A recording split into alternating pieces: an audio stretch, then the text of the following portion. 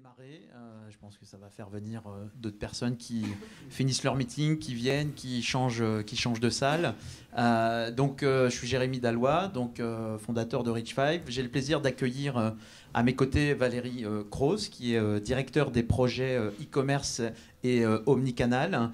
Et ici, Thierry Lernon, qui est directeur général e-commerce, CRM et omnicanal. Donc merci pour avoir bien voulu partager cet événement, cet atelier à Monaco avec Reach5. Donc on va parler aujourd'hui d'enjeux qui sont de plus en plus importants et pas forcément bien adressés. C'est les enjeux de l'authentification. On va voir à quoi ça répond. Et les enjeux de la data. Qui sont effectivement constamment, si je puis dire, et Thierry et Valérie reviendront dessus, au cœur de la stratégie d'engagement de but. Donc je me suis présenté. Juste un constat simple, hein, je pense que là c'est un point que vous avez tous bien en tête. Le consommateur d'aujourd'hui, il est omnicanal. Omnicanal, mobile de plus en plus, first mobile, voire pour certains consommateurs jeunes, mobile only et spontané. Donc spontané, ça veut dire que si quelque chose ne lui plaît pas, il est aussi spontané à partir très très vite et ne pas faire la chasse chez vous. Omnicanal, offline, online, sur les réseaux sociaux, énormément sur les réseaux sociaux, beaucoup en digital. Et aujourd'hui, je parlais d'authentification, mais un des points les moins bien adressés sur le marché, ça reste la stratégie d'identification, donc c'est-à-dire proposer une expérience utilisateur seamless, sans couture, à vos consommateurs lorsqu'ils doivent se connecter, se créer un compte pour la première fois, parce qu'on parle effectivement bien de création de compte, mais on parle aussi de reconnaissance lorsque je change de device, lorsque je passe du desktop au mobile ou du mobile à ma tablette ou de la tablette en magasin. Le customer journey doit être quelque part respecté, en tout cas la promesse qu'on a envers nos consommateurs doit être effectivement respectée sur le terrain. Et aujourd'hui, on a de grosses difficultés à ce niveau-là. On observe en tout cas de grosses difficultés de la part des entreprises, des retailers. Notamment, quelques chiffres, quelques points, 4 points clés. 31% des consommateurs ont des difficultés à s'identifier. C'est de l'expérience utilisateur. Aujourd'hui, on observe ces points de friction-là qui créent de la frustration. Quand on demande trop d'informations à un utilisateur avant qu'il ait acheté ou pendant son acte, sa réflexion d'achat, et qu'on lui propose une expérience utilisateur qui n'est pas bonne à ce niveau-là, on crée de la frustration. Et quand on crée de la frustration, quelque part, on a des consommateurs qui s'en vont, qui quittent le site, et encore plus qui quittent l'application mobile ou le site sur mobile. Et donc, on perd du business, bien évidemment. Autre point, l'unicité de la donnée. Aujourd'hui, 22% des entreprises, donc ça c'est étude Forrester, 22% des entreprises estiment ne pas avoir une vision unifiée sur l'ensemble des données, sur l'ensemble des utilisateurs. Et ça, c'est un point clé qu'il va falloir adresser encore plus avec le RGPD qui arrive. Autre point, la véracité de la donnée. 4 consommateurs sur 5 laissent de fausses informations lorsqu'ils se créent un compte. Informations qui ne sont pas vérifiées et qui viennent alimenter des solutions de recommandations, etc. et qui, du coup, créent encore plus de frustration puisqu'on n'est pas forcément optimum dans la perso qu'on peut proposer à nos clients. Et activation de la donnée, c'est un point important et ça rejoint cette partie RGPD. Effectivement, demain, passé le 25 mai, on a voulu faire un atelier sur le RGPD, mais on s'est dit qu'on allait se faire lyncher, donc on n'a pas osé, mais peut-être qu'on en fera un plus tard. En tout cas, on fera un petit déjeuner sur le RGPD. Mais activation de la donnée, oui, passé le 25 mai, il faudra absolument avoir récolté le consentement de vos utilisateurs pour pouvoir activer cette donnée dans vos outils marketing. Et on va pouvoir, nous, chez Reach5, vous aider sur cette partie-là. J'y reviendrai tout à l'heure. Donc, Reach5, c'est une solution de Customer Identity and Access Management, donc solution de gestion des identités, gestion des consentements. L'offre logicielle, puisqu'on a une solution logicielle, repose sur 3 grands piliers. Un premier pilier qui va vous permettre facilement d'identifier tous vos prospects et vos clients sur tous les points de contact. Donc ça veut dire que la solution aujourd'hui vous permet, d'avoir du choix en matière d'authentification, et on reviendra sur ce sujet-là avec but. Mais 2, de pouvoir installer la solution très facilement, je dirais, sur tous les points de contact, qui soient multimarques, multi-device, et de pouvoir reconnaître le consommateur justement sur tous ces canaux. Collecter la data pour une connaissance client unique. Donc non seulement on va collecter de la data en votre nom, mais surtout on va aussi collecter le consentement des utilisateurs pour activer cette donnée dans votre écosystème marketing pour renforcer effectivement l'engagement client. Un point important, c'est qu'on accompagne tout type d'industrie, aussi bien but d'ailleurs, mais aussi l'énergie, aussi les médias, les télécommunications, puisque de toute façon, tout le monde est concerné par mieux identifier ses clients, proposer une expérience utilisateur de plus en plus fluide, et notamment sur mobile, reconnaître son client sur tous les points de contact, collecter de la donnée avec le consentement de ses utilisateurs, et ensuite exploiter cette donnée. Et ça, aujourd'hui, on le reconnaît au travers, effectivement, de l'ensemble de nos clients. Qu'est-ce que font nos clients avec la solution? Je prends un premier exemple dans le travel. Webus, effectivement, ils sont venus nous voir en nous disant on a un vrai problème, on n'a pas d'espace client à proposer, on a besoin d'aller très vite, on a de plus en plus de clients, plusieurs millions de clients par an, et donc on cherche une solution qui nous permette de pouvoir mettre en production un système d'identification sur tous les points de contact, vraiment clé en main.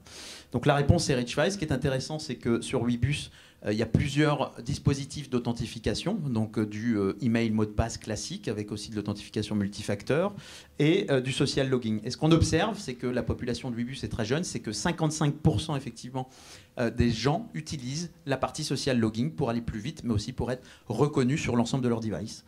Chez Undies, on était là l'année dernière avec Undies. On a fait effectivement un atelier autour de l'exploitation de la donnée sociale. Je reviendrai dessus si j'ai 2 minutes sur ce qu'ils font, ou sinon on est de toute façon ici si vous avez des questions.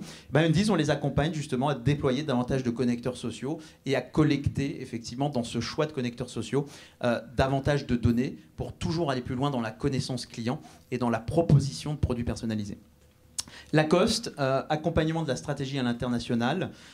Cette slide, elle est là pour dire qu'effectivement, la solution, elle est cloud native. Donc, c'est-à-dire que vous avez la possibilité de pouvoir choisir le serveur sur lequel vous souhaitez installer la solution et surtout la zone géographique. J'ai pris l'exemple de Lacoste parce qu'il s'installe en Chine, et en Chine, la donnée doit rester absolument et impérativement en Chine. Et c'est le même principe en Russie.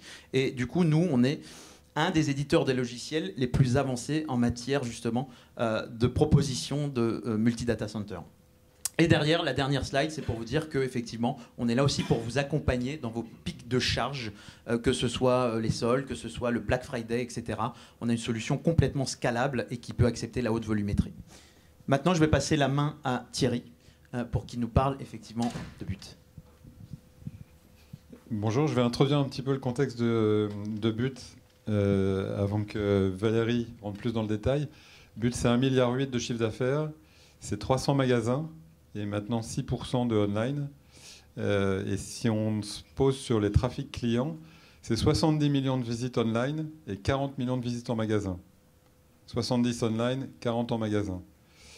9 millions d'achats en tout, à peu près 8 300 000 en magasin, et le solde, donc 700 000 en ligne.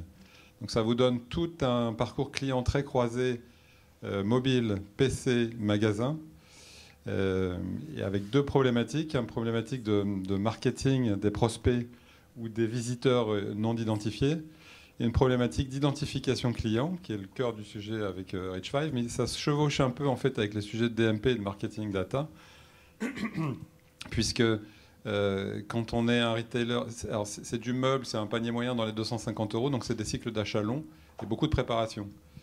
Donc c'est en moyenne 3-4 visites en ligne et 1 ou 2 visites en magasin, voire plus. Donc il y a un énorme enjeu, par exemple, à être capable de récupérer le panier online du client quand il passe en magasin pour pouvoir continuer à le conseiller dessus.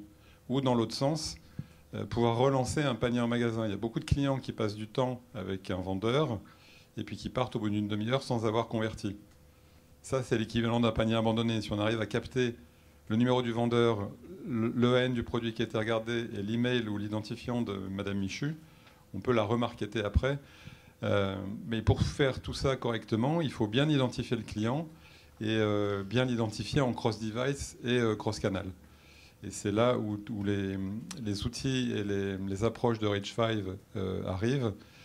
Donc on en est au début de l'exploitation de cette richesse-là, avec aujourd'hui des parcours dont notre vision est très silotée. Et on commence à bien avancer assez rapidement sur une vision unifiée PC et mobile pour ce qui est online, Et l'objectif, à travers un RCU, un référentiel client unique, qui concentre la vision des transactions et des identités magasins et online, qui tourne maintenant depuis quelques années, avoir dans cette base unique l'identification, quel que soit le point d'entrée, PC, mobile ou médias sociaux, et magasin, pour pouvoir bien traiter le client quand il est au contact d'un vendeur ou quand il est en ligne, pour lui pousser toutes ces informations de façon unifiée. Aujourd'hui, on en est encore loin, mais c'est ce qui va vous être expliqué maintenant.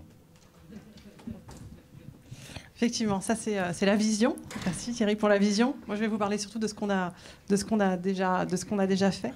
Et avant de démarrer sur vraiment le projet et ce qui a été fait avec Rich5, je voudrais juste vous reparler de nos clients pour que vous compreniez bien et peut-être plus facilement nos choix. Donc historiquement nos clients c'est plutôt des familles qui sont réparties sur tout le territoire français, donc effectivement qui achètent dans nos 300 magasins et on a effectivement un client qui est plutôt sur une CSP moyenne et qui a en moyenne 45 ans. Donc ça c'est pour notre cœur de cible. Et évidemment, c'est pas le seul client qu'on a envie d'adresser. On a évidemment envie d'aller chercher les jeunes, d'aller chercher les urbains. Et on a une grosse partie de notre clientèle sur les gros centres urbains. Et pour cela, on a effectivement particulièrement besoin d'avancer sur la mobilité et sur la fluidité du parcours. Concernant les achats, Thierry l'a déjà dit, en moyenne, on a des clients qui reviennent à peu près 1,4 fois par an. C'est pas beaucoup, on n'a pas une très très forte fréquence d'achat, et sur des achats qui sont en moyenne à un panier moyen qui est à peu près à 220 €. Donc effectivement, l'authentification, là aussi, reste un vrai sujet, parce que quand on vient pas souvent chez But et pas souvent sur le site But, vous connaissez tous les problématiques de mots de passe, ça devient un vrai sujet pour notre Madame Michu qui vient acheter un canapé tous les 7-8 ans sur le site But. Alors, qu'est-ce qu'on a voulu faire et qu'est-ce qu'on a commencé par faire ? J'ai rencontré effectivement Jérémy ici l'année dernière pour la première fois, et avec un premier objectif qui était tout simple, qui était de simplifier notre parcours client. Simplifier le parcours client, simplifier le parcours sur cet aspect-là qui est l'authentification, effectivement, principalement sur mobile, puisque c'est là qu'on veut aller vite, qu'il faut que ça fonctionne très rapidement, et sur lequel on n'a vraiment pas envie de passer du temps en authentification. On avait effectivement besoin d'assurer effectivement un très bon appairage entre notre site mobile, notre site desktop. Effectivement, on sait que pour acheter un meuble, qui est le cœur des achats de nos clients, il y a 5 points de contact aujourd'hui. Thierry l'a dit, à peu près, selon le type de client, 2-3 sur le site, 1 en magasin ou inversement. Mais voilà, on vient 5 fois au contact de But avant de se décider d'acheter. Donc ça doit être simple et rapide. Donc ce qu'on a choisi de faire pour commencer, c'est... on a commencé... vraiment par le début, c'est-à-dire par plugger les connecteurs sociaux. Et je vais vous parler particulièrement de ça aujourd'hui, puisque c'est ce qu'on a fait à date sur notre site mobile et sur notre site desktop. On a choisi avec les équipes Rich5 de se concentrer sur les connecteurs sociaux qui fonctionnent le plus, qui sont plus utilisés par nos clients, que sont Facebook, Google et PayPal. En faisant le projet, quand on a commencé le projet effectivement avec l'équipe, après on s'est très rapidement rendu compte qu'il ne s'agissait pas seulement d'un sujet du UX, d'un sujet de conversion, mais qu'il s'agissait très clairement d'un sujet de data. Et là aussi, le sujet du coup a été un peu plus lourd et un peu plus important, parce que je me suis vite rendu compte qu'il fallait onboarder l'ensemble des équipes. Et très clairement, on a travaillé avec les équipes sociales et aussi avec les équipes CRM, puisque Rich5 allait nous apporter toute cette data, et je vous en parlerai en deuxième partie d'atelier. Alors, rapidement, le projet, pour que vous ayez une petite idée de qu'est-ce que ça veut dire de mettre en place un projet avec Rich5. Si, comme moi, après avoir rencontré Jérémy aujourd'hui, vous avez envie d'avancer dans les prochains mois. On a un time to market, moi j'estime rapide, en tout cas chez nous, c'est assez vite. On a mis en place, à partir du moment où on a décidé, on a mis en place le projet en à peu près 3 mois. On est live depuis octobre. Donc on s'est décidé en juillet. Un petit mois d'août un petit peu lent, hein, Cyril, et voilà, on est en place depuis octobre. à peu près une vingtaine de jours de développement chez nous. On est sur un site en PHP où on fait les développements chez nous maison. Donc voilà, on avait à peu près ce nombre de jours. Et puis très vite, au bout d'un mois après, donc à partir de novembre, on a initialisé les données. Et donc on avait pour nos réseaux sociaux voilà, la remontée de données qui commence à s'agréger dans la base Reach5 depuis le mois de novembre. Voilà. Et en termes de projet, franchement, c'est vraiment très light. On a fait quelques workshops avec l'équipe et avec le Customer Success, une formation aux équipes réseaux sociaux. Voilà, mais comme toutes les plateformes bien faites aujourd'hui, la prise en main est assez simple. Alors, on va se parler des résultats parce qu'on en a un petit peu quand même, on a un peu de retour. Avant de vous montrer les résultats, je voulais vous dire que pour l'instant, on n'a fait que ça. C'est-à-dire que quand on se social connecte aujourd'hui sur le site But, si je me social connecte avec Facebook ou avec PayPal, ensuite, il faut que je crée un compte. Et il faut que je crée un compte qui, sur notre site comme sur beaucoup d'autres, est encore un petit peu... On a encore un joli formulaire qui est des fois long comme le formulaire de la Sécu. Et on en est encore là, évidemment. C'est une de nos prochaines étapes. Mais les résultats que vous voyez sont encore comme ça. Donc effectivement, on pré-remplit de tous les champs qu'on a réussi à récupérer via les réseaux. Mais pour autant, il faut encore toutes les données qui sont mandatoires pour créer un compte, que sont l'adresse, le numéro de téléphone, etc., doivent encore être saisies par le client. Alors, les premiers résultats. Aujourd'hui, on a 10% de nos créations de comptes qui sont faites via Social Connect.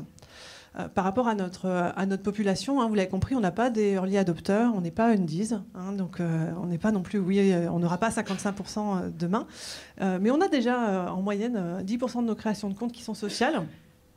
Et ça se répartit. Alors, je ne sais pas comment ça se passe chez les autres clients, Jérémy, mais chez nous, c'est très clair et c'est très, très flat sur tous les mois. On a un 60% Facebook, 30% Google et 10% PayPal. En synthèse, c'est ce qu'on retient chez nos clients. On est plutôt content au vu de notre clientèle aujourd'hui d'avoir un 10%. Ça va plutôt assez vite.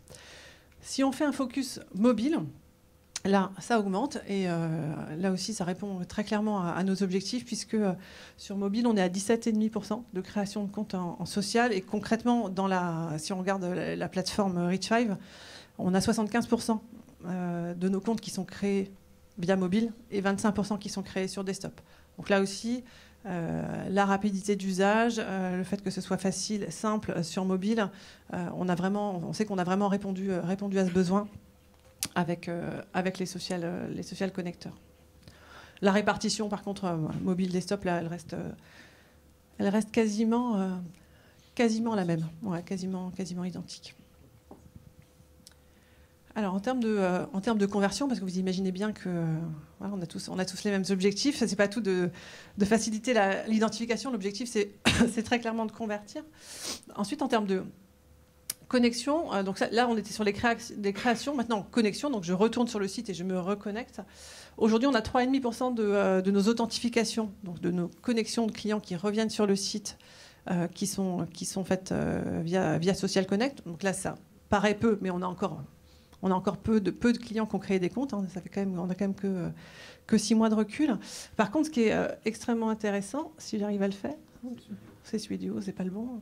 Ce qui est extrêmement intéressant, c'est ça. C'est que, et là, c'est très franchement la très bonne surprise, c'est que avec 3,5% des authentifications sociales aujourd'hui, ça fait 6% de mes transactions. Donc, on n'en attendait pas tant de ce point de vue-là. Et on se rend compte, surprise ou non, que effectivement nos clients qui se social connectent transforment mieux, transforment plus vite, et que oui, on a réduit le parcours, mais surtout, c'est des clients qui sont finalement plus engagés. On a plus d'engagement sur ces clients-là.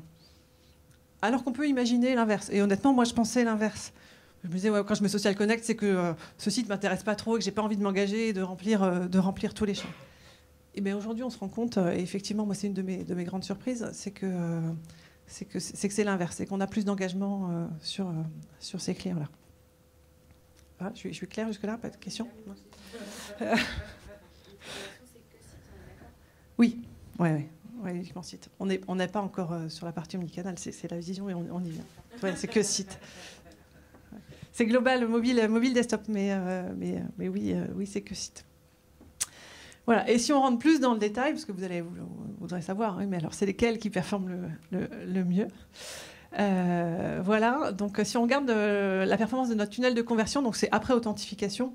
Peu importe le chiffre de départ, mais le premier chiffre, c'est le tunnel standard. Donc, quand je me suis authentifié sans Reach5, finalement sans Social Connect, aujourd'hui, j'ai une conversion entre l'authentification et la transaction qui est à 16%. Ensuite, sur les clients qui se connectent avec Facebook, on est à 17%. On passe à 20 sur les clients Google connectés. Et là aussi, je sais que ce n'est pas une surprise pour vous parce que c'est assez général. Sur les clients qui se PayPal Connect, ils sont peu nombreux malheureusement, ils sont 10%. Mais ceux-là, ils ont juste une conversion complètement incroyable, puisqu'on a 2 fois et demi celle d'un client standard. Alors certainement pour plusieurs raisons. Là aussi, PayPal m'envoie plus de données. Donc effectivement, je suis capable de créer quasiment le compte complètement, puisque c'est le seul qui me permet de récupérer l'adresse aujourd'hui. Mais pour autant, je pense qu'aussi, le client qui se PayPal Connect a une vraie intention d'achat, puisque PayPal étant un moyen de paiement, voilà, il y a un engagement qui est clairement autre. Ouais, juste un petit mot avant de passer à la suite. D'abord, je ne sais pas s'il y a des questions sur cette slide de votre côté, mais on va garder 5 minutes de toute façon après pour les questions, si vous avez des questions. Mais effectivement, l'important, c'est vrai que nous, c'est ce qu'on a dans notre discours principalement, sur des démarrages de projets comme on l'a fait avec But, que je remercie encore pour ce témoignage. Un projet rapide, rondement mené, vraiment, c'est très très bien passé. C'est des projets comme on les aime et comme on a l'habitude de les mener avec nos clients. Mais donner du choix, c'est extrêmement important sur ce début de type de projet, parce que c'est ce qui va faire la différence. En fait, les utilisateurs PayPal, on voit que ça transforme beaucoup mieux. En plus, comme l'a dit très bien Valérie, on va récupérer l'adresse RNVP. Elle va venir alimenter votre CRM. Et donc ça a beaucoup de valeur, mais ça n'est pas tout. C'est-à-dire que l'usage des autres connecteurs, même s'ils performent moins, quoique Google quand même, on est au-dessus du standard, derrière vont vous permettre d'acquérir de la connaissance client. Cette connaissance client, elle est clé. On va le voir d'ailleurs comment But, par la suite, a pu découvrir de nouvelles audiences, de nouveaux segments d'audience client.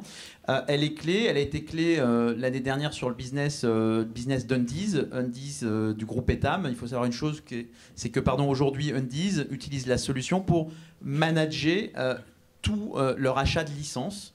L'achat de licences, c'est quoi? Ils achètent des licences Harry Potter, ils achètent des licences Disney, etc. Et en fait, ils se servent justement de cette donnée pour savoir quel est le produit qui fonctionnera le mieux en fonction de la connaissance client qu'ils ont acquise au travers de la solution. Et ils font pas que ça, ils sont aussi sur d'autres sujets. On a des case studies là-dessus, c'est pas l'objet, mais ça c'est important. Et vous l'avez compris, mais on y reviendra après. La suite de But, c'est d'aller beaucoup plus loin dans l'expérience utilisateur, dans justement ce qu'on appelle la partie la connexion seamless. La suite, c'est vraiment en un clic. C'est-à-dire, je me crée un compte en un clic, je récupère toutes les informations et derrière, je suis dans mon espace et je passe à l'achat. Et là, on va encore venir augmenter les taux de transformation. Un autre des enjeux, c'est de reconnaître le client sur tous les points de contact, comme l'a dit Thierry tout à l'heure, et ça, on y travaille. En tout cas, c'est des pistes que nous avons et sur lesquelles nous sommes en train de discuter. Mais il faut savoir qu'effectivement, Reach5, on peut soit prendre toute la brique dès le départ, ou soit justement y aller marche par marche, comme on l'a vu, ce qui est une démarche extrêmement pertinente et qui, au fur et à mesure justement de l'avancée, porte ses fruits. Donc je vais te redonner la main, Valérie, puisqu'on va passer sur la partie un peu plus... Hop, data. Oui. Nous, on est super bons élèves. Quel taux je lisais finalement de Social Connect? Et là, vous étiez à 3, c'est ça? Alors aujourd'hui, on est à 10% de création de compte et on est à 3,5% d'authentification. Mais ce chiffre, il va forcément monter puisque ça fait que 5 mois que les clients créent leur compte via Social Connect. Donc... très honnêtement, on ne sait pas aujourd'hui. Je ne sais pas si vous avez plus de recul par rapport à vos clients. Mais en fait, la réponse, elle est dans ce que tu as présenté tout à l'heure sur ta typologie de clients, en fait, sur l'âge des clients. Mais ça peut être contredit par certains exemples, en fait. C'est assez surprenant. On voit dans la plateforme Reach5 la répartition par genre et par âge, puisque ça, c'est quand même des données qui sont assez claires sur Facebook. Et finalement, oui, on va chercher des jeunes, bien heureusement. On en a plus dans la population Reach5, mais on a aussi, et vous n'allez pas tous me contredire, on a aussi beaucoup de clients dans la tranche 35-45. On a aussi des plus de 55 qui se Facebook Connect, qui se Google Connect. Hein, ça devient un usage, et ça aussi c'est plutôt une très bonne surprise. Une partie de nos clients historiques aussi, pour des questions vraiment d'usage, de facilité, ce Social Connect.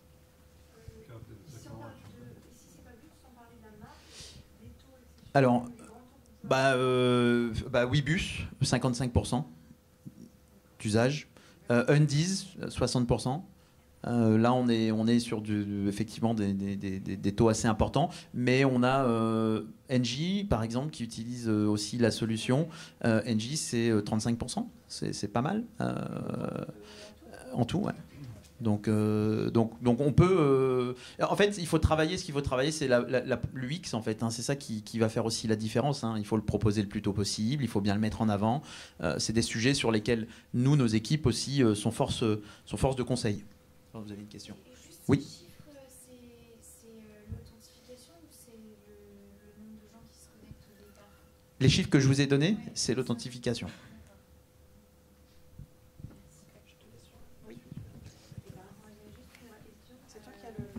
L'étape que vous avez montrée de création de compte, elle intervient à quel moment du parcours client? Et est-ce que ça, c'est des choses qui peuvent être différentes d'une marque à l'autre? Est-ce que c'est juste avant de payer? Est-ce que c'est... Tiens, tu peux revenir dessus juste pour qu'on voit si on parle de la même chose, Jérémy.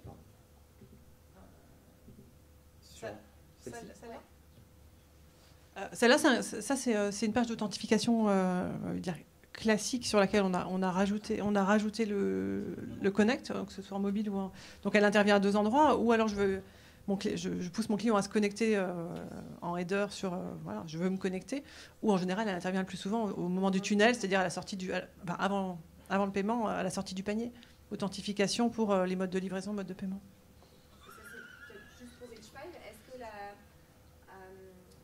vous avez des enseignements différents quand on change le moment où on demande de s'identifier? Parce que plus classiquement sur un site de commerce, c'est au moment effectivement où on paye. Oui. Mais est-ce que si on demande plus tôt ou plus tard, j'en sais rien, il y a des enseignements? On a... alors, juste... Non, mais, alors oui, on a des choses dessus. En fait, il y a des clients qui ont AB testé sur lesquels on a le droit de communiquer, donc avec plaisir pour communiquer dessus.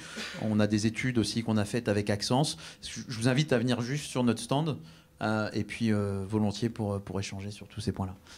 Je redonne la main à Valérie du coup.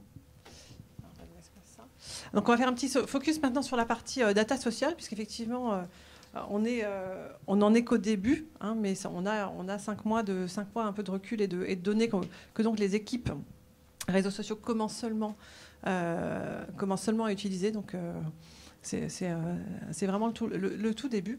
Donc les problématiques qui étaient celles des équipes de réseaux sociaux jusque-là, c'était d'être capable de créer des audiences pertinentes. Donc oui, ils créaient des audiences avec les données socio-démos, avec les lookalikes, je veux dire classiquement particulièrement avec Facebook, mais ça s'arrêtait un petit peu là, et il y avait très peu d'axes d'amélioration. Vous avez là le magnifique verbatim de notre responsable réseaux sociaux, et c'est très clairement ce qu'elle m'a dit quand on a amené le projet.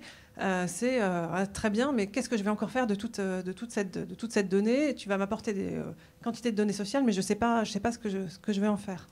Jusqu'à ce qu'on lui présente la solution et la plateforme qu'elle commence du coup à utiliser aujourd'hui. Donc ses premiers retours à l'utilisation de la plateforme, c'est que elle est capable de redécouvrir, ou plutôt je vais dire découvrir, parce que c'est découvrir qui sont nos clients et quels sont ses centres d'intérêt. Vision qu'elle n'avait pas du tout jusque-là. Oui.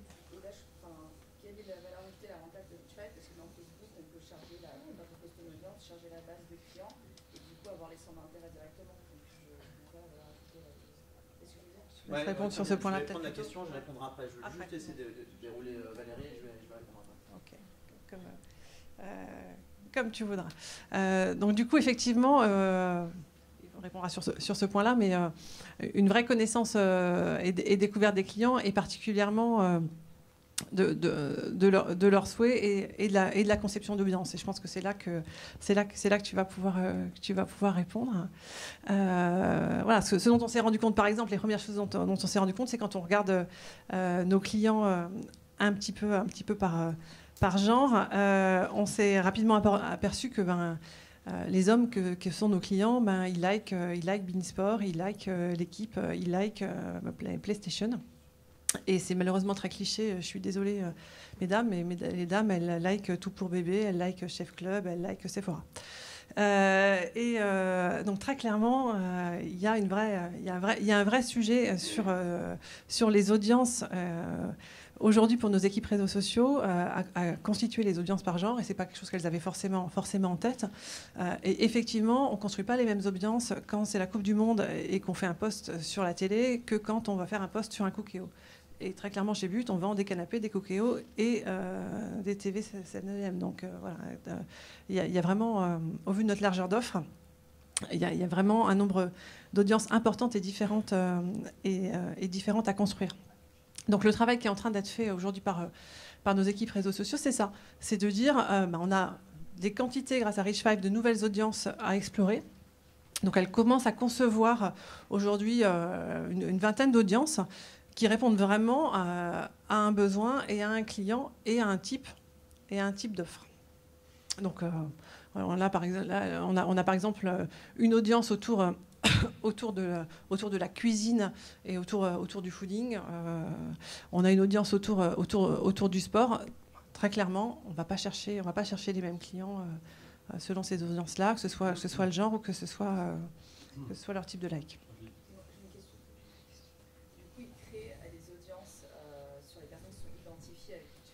Oui. Mais étant donné que c'est que 3%, ça doit faire très peu en termes de volume. Oui, mais ça va grossir. C'est le début. Julie, et c'est suffisant. Ouais. Les médias sociaux devaient être avec nous aujourd'hui, puis elle n'est pas aujourd'hui. Le premier intérêt qui est complètement nouveau pour nous, c'est que ça permet de quantifier de façon assez précise les endroits où on peut faire de la pub en prenant le top 3 ou 4 des centres d'intérêt Facebook. Et avant, on ne savait pas trop... non, on ne savait pas. Je ne l'ai plus en tête, mais on ne savait pas trop où aller se montrer. Là, maintenant, on a une hiérarchie très précise des endroits où on peut aller se montrer, parce que c'est là où sont nos clients. Ouais, bon, on va en parler, Biliana, parce qu'il faut en 5 minutes, on est aux questions-réponses, et je vais vous répondre parce que Facebook... Non, mais ce que je veux dire, c'est que Facebook va pas vous donner, en fait, typiquement, si moi, vous me mettez mon adresse email, si vous la mettez dans votre audience Facebook, déjà, est-ce que c'est la bonne adresse email que j'ai sur Facebook? Donc, si c'est pas la bonne, vous n'allez pas me retrouver. Déjà, ça, c'est la première chose. Deuxième chose, c'est que si vous mettez mon adresse email et qu'elle colle, Facebook ne va pas vous donner tous mes likes. C'est-à-dire que Facebook ne va pas vous dire précisément si j'aime Lacoste, si j'aime les joueurs de tennis, si j'aime les joueurs de foot, etc. Donc, c'est-à-dire que toute cette masse d'informations, parce qu'on récupère en moyenne 500 à 600 insights par personne, en fait, toute cette masse d'informations donne une précision absolue sur les segments affinitaires qu'on peut faire et du coup sur les segments d'audience que vous pouvez créer à la volée dans la plateforme Rich5.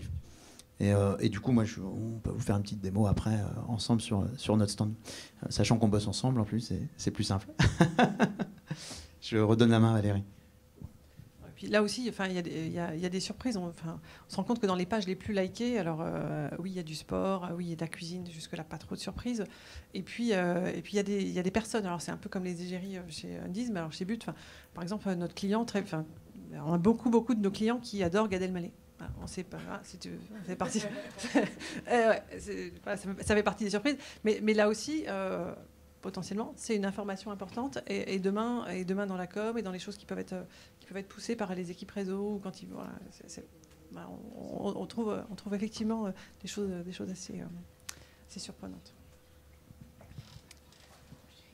Alors, et la suite, pour finir, puisque je vous ai dit, on démarré avec uniquement la partie sociale, il reste plusieurs choses à faire. La première, c'est de continuer de travailler sur la data. On l'a vu, les équipes sociales commencent à l'utiliser.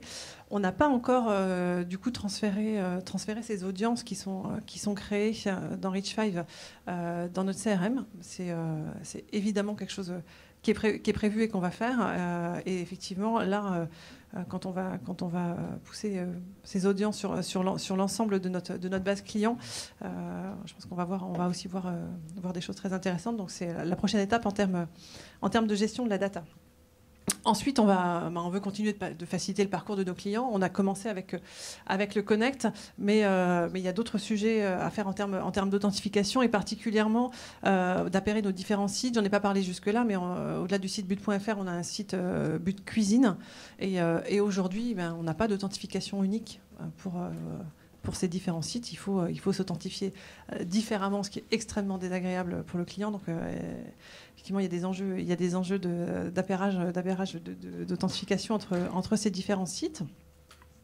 Et il y a des enjeux très clairement, de la même façon sur du single sign-on, voire du passwordless, on en reparlera, avec les magasins, comme l'évoquait Thierry tout à l'heure. Dans les 300 magasins, si je suis capable de récupérer le panier du client via une authentification très simple et très rapide et idéalement en Connect, effectivement, on a encore beaucoup à gagner. Et enfin, en termes d'expérience client, on va aussi aller encore un petit peu plus loin en rajoutant très vite et très bientôt un widget. On a largement parlé du PayPal Connect qui fonctionne très bien. On a en projet de passer l'Amazon Connect très très vite. Là, il est disponible chez Reach5 depuis très très peu. Donc on va y aller vite au vu des premiers résultats PayPal Connect. Voilà, et j'ai aucun doute sur le fait qu'on va avoir de très très belles conversions aussi sur cet Amazon Connect. Ouais. Oui. Sur Amazon Connect, on peut récupérer de la data ou pas Pas grand-chose. Non, malheureusement, c'est même principe, c'est ce que je disais tout à l'heure, donner du choix entre effectivement ceux qui vous permettent de transformer beaucoup et ceux qui vous permettent de récupérer beaucoup de data. L'avantage d'Amazon Connect, c'est que comme PayPal, il y a la brique de paiement PayPal Amazon Pay qu'on a en ligne depuis hier. Du coup, quand on aura les deux, de la même façon qu'avec PayPal, on va avoir un taux de conversion sur la chaîne complète qui sera supérieur à 20% sans doute. Ouais, du coup, je ne sais pas si vous avez bien entendu Thierry, mais effectivement, on a Amazon Pay depuis ce matin. Et du coup, Amazon Connect avec Reach5 dans les 2 prochaines semaines. On est agile, hein, comme on disait, on sait mener les projets rapidement, rondement, donc on sait le faire. Et on n'a pas parlé d'autres choses aussi qui vont potentiellement venir, c'est tout ce qui est bot, IoT. Quand on voudra commander son canapé sur sa Google Home, du coup, Valérie, Thierry, l'authentification potentiellement soit passera par la voix et du coup, derrière, Reach5 peut vous permettre aussi de gérer cette authentification par la voix, autant que l'authentification en Touch ID ou en Face ID. Ça, c'est des choses sur lesquelles aujourd'hui on a des solutions parce que quand on parle d'authentification, c'est extrêmement large. Comme je l'ai dit en introduction, on a parlé ici beaucoup de ce premier projet sur la partie Social Connect, mais il y a tout le reste derrière. Il y a aussi la partie passwordless, donc qui va permettre de gérer la dématérialisation de tickets en magasin et de reconnaître le client en offline et de l'appairer avec le client sur la partie online. Et puis on a toute la partie chatbot, SSO, comme l'a très bien dit Valérie. Donc merci pour cet atelier. Il reste 2-3 minutes pour les questions, donc n'hésitez pas. Allez-y.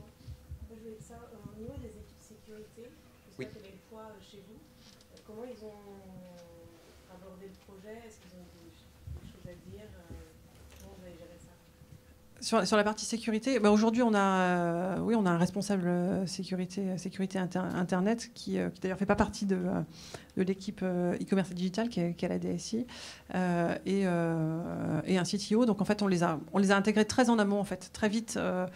Quand on a rencontré, pas les premières fois, mais très vite dès qu'on a fait les premières réunions projet, je les ai intégrés tout de suite. pour qu'il valide vraiment toute la partie technique et sécurité de Rich5. Et du coup, c'est vrai que pour ça, Jérémy, dans ces cas-là, fait venir les experts chez lui aussi. Et il se parle d'expert à expert. Et non, en général, ça se passe bien. Est-ce que vous avez une solution pour des sites mixtes B2B, B2C? Alors, comme ça, j'ai envie de dire oui, ça dépend quelle idée vous avez derrière, quels enjeux vous avez, mais c'est-à-dire reconnaître un client B2C qui passerait sur du B2B. Non, que sur le même site, on puisse avoir des espaces clients, on peut se connecter, Ouais. soit en tant que B2B, soit en tant qu'entreprise, soit en tant que B2C. Bien sûr. La réponse est oui. Il y avait une question, monsieur. Sur les stratégies d'audience que vous avez derrière, est-ce qu'on arrive à les réexploiter derrière et par exemple les pousser vers de la serving ou Ah c'est tout l'enjeu, bien sûr. Oui, il y a plusieurs. Il y a des connecteurs natifs derrière qui vous permettent de réutiliser cette data. Absolument. La donnée vous appartient d'ailleurs, vous la récupérez, mais elle vous appartient. Nous, on la collecte en votre nom avec le consentement des clients, comme j'ai dit tout à l'heure en introduction, et derrière, vous avez toute latitude pour l'utiliser et la distribuer dans votre écosystème marketing, médias, CRM, etc. En fait. Hein. On n'a pas commencé en fait. Je ne sais plus sur quoi on l'a fait, mais au bout de 15 jours, avec des quantités toutes petites, on le faisait déjà. C'est très facile. Après, il faut que les volumes grossissent. Et ça marche bien. Les ciblages Facebook sont un des ciblages qu'on utilise le plus maintenant, parce que c'est les plus fins. Il y a beaucoup de données géographiques qui sont très fiables aussi. Et avec les 300 magasins, on a beaucoup de choses qui sont... On a des services de livraison 18-22 heures, par exemple, qui sont que dans certaines zones.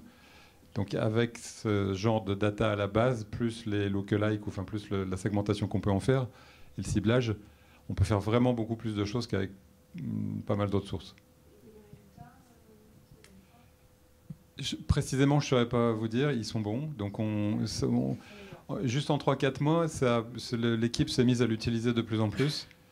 Et c'est en train de devenir un des vecteurs principaux, parce que c'est en plus très souple. Sur Paris, par exemple, ça permet de faire des choses très fines à l'échelle d'une ville.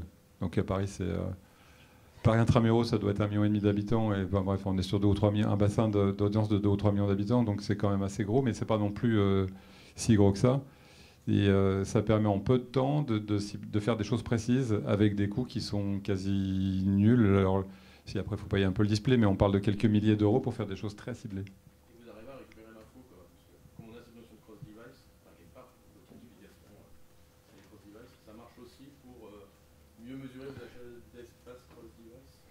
Alors c'est peut-être un peu pointu, mais avec Google Analytics Premium, on arrive à voir beaucoup de choses. Je ne sais pas si on arrive à voir parfaitement ce que vous décrivez.